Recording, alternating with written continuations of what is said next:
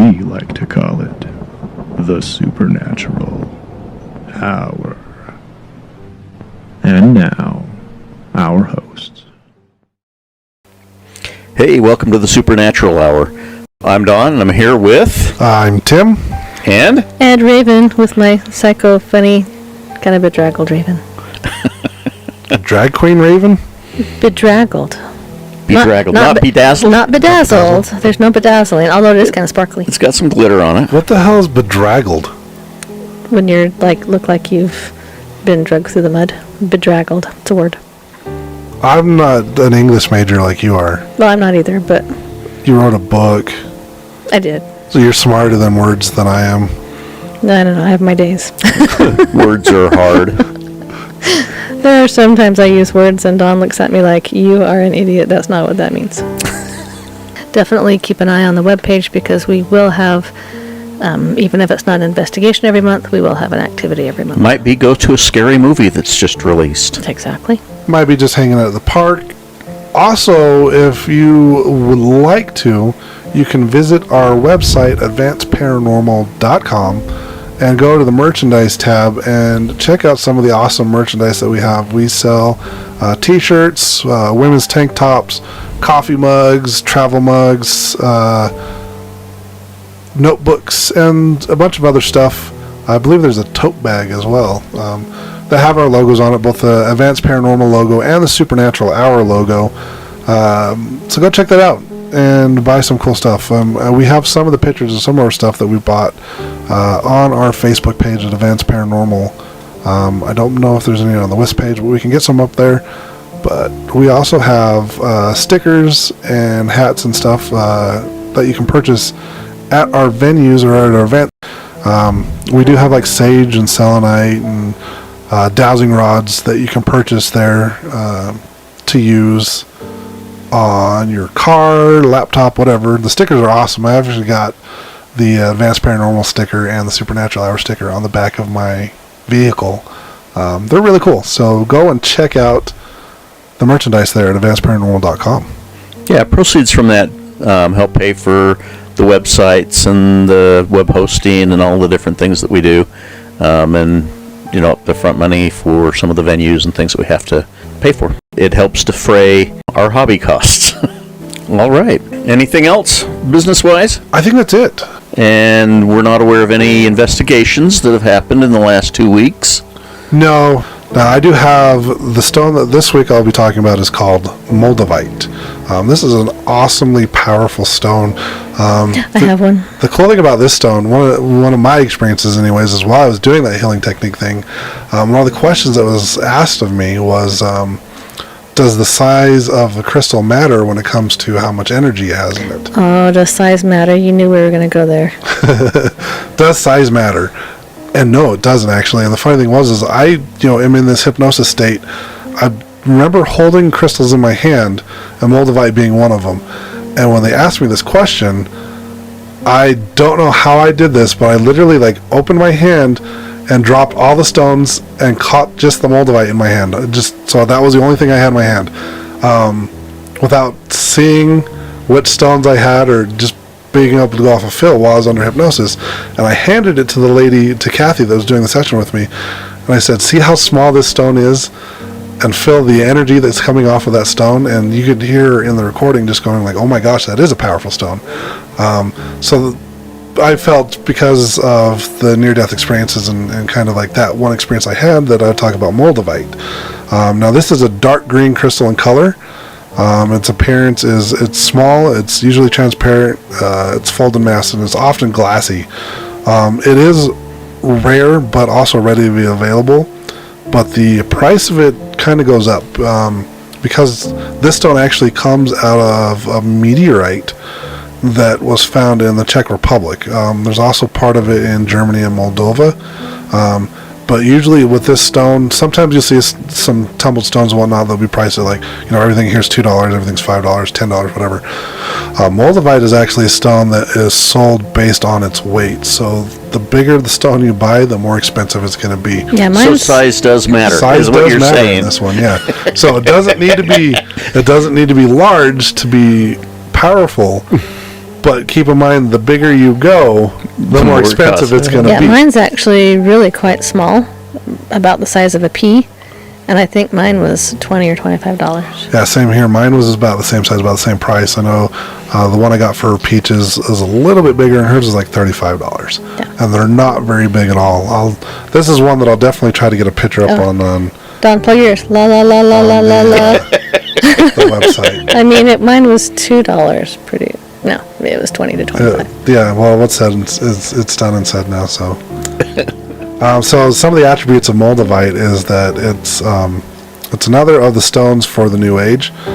It is a form of techite, which is said to have extraterrestrial origin, formed when a giant meteorite struck the Earth. Like I said, the heat of the impact metamorphosed surrounding rocks, creating a strew filled by flinging the resulting crystal over a vast area. Now, Moldavite is therefore a fusion of extraterrestrial energies with Mother Earth. This is a rare stone, like I said, and it is now found along the banks of the rivers of Moldau, and is unlikely to be discovered anywhere else in the world. This crystal will eventually become extinct at some point in time. Moldavite has been used since the Stone Age times and as a talisman and an amulet for good fortune and fertility. Many people believe that it came to aid Earth's transition and healing, and that the time has come to use Moldavite's energies wisely. It can greatly enhance the effect of other crystals, taking them to their highest vibration. The Moldavite brings you into communication with the higher self and with extraterrestrials. Moldavite has its own cosmic oversoul, which can put you in touch with the ascended masters and cosmic messengers. Holding the stone up to the light and gazing into it shifts your consciousness. This stone takes you into the highest spiritual dimension and faculties that facilitates the ascension process. Now, it needs to be grounded, or else it can leave you spaced out and rootless. Now, holding a pair of boji stones, it gently grounds after spiritual experiences with Moldavite, and the energies of clear quartz stabilize its effects. Moldavite has an extremely high vibration, which clears blockages from and aligns the chakras. It integrates the divine blueprint and accelerates spiritual growth. It also resonates with the crown chakra, opening it to receive the highest spiritual guidance. Now, placed on the throat, Moldavite communicates interplanetary messages, especially with regard to the state of the ecology of the Earth and its need for healing. There is a lot more information on Moldavite, and we'd be here for another 10 minutes if I just read it, and you'd probably be bored. So, Moldavite, very, very strong stone. It does help you connect with your higher self. It does have an extremely high vibration. It is not for everyone. If you're very prone to the vibrations of crystals, like if you feel it very strongly in some of the crystals like amethyst or quartz or whatnot, you're going to want to ease yourself into Moldavite, because it is probably the most vibrational stone that I've come in contact with. Yeah, it wigs me out just a touch. The energy, like I said, it's literally not for everybody. So is it different than the like Meteor Glass? Are you familiar with the Meteor Glass, I'm or is not that familiar with Meteor Glass now. Okay.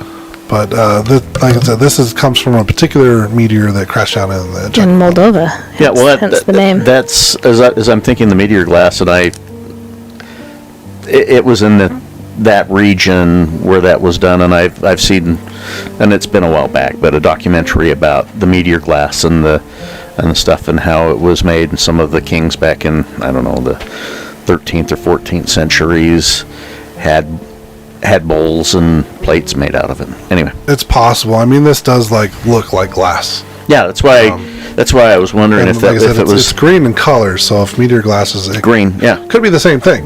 yeah. I mean, it's a very beautiful stone, and it looks good in jewelry. Like I know some of the shops I've seen it in have it set in like necklaces and rings and stuff. But it's definitely not something that you want to have around you all the time. Me personally, I only use it when I meditate, because the vibration of the stone is very strong. Interesting. Now I think we have some weird news, I do. paranormal news. But first, I looked up the word bedraggled, because that's been What if that wasn't a word and now everyone's making fun of me? But it is. It means I don't think dirgle. anyone made fun of you. I'm just retarded. Well, no, but I was. It means dirty and disheveled. And its origin is from the early 18th century, meaning be thoroughly draggled. So draggle must mean something. Being dragged through the mud, right? Okay, no. And that's your vocabulary lesson Word of for the this day. week.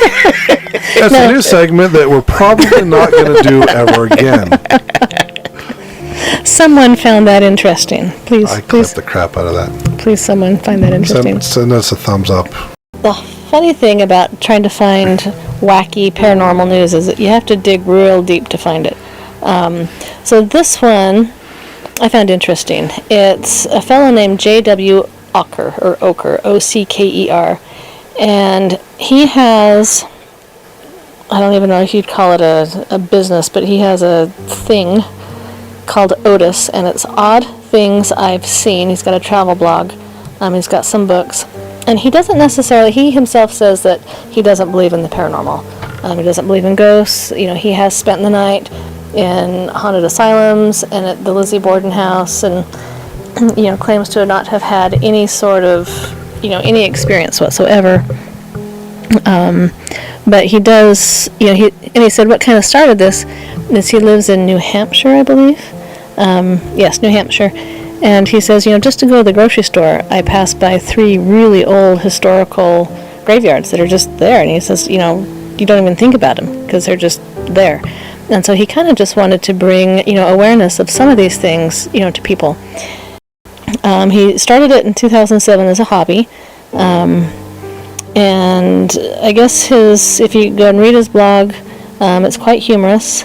He's an introvert, so he really, and I'm an introvert, so I get this, he really likes some eccentric things and eccentric sights.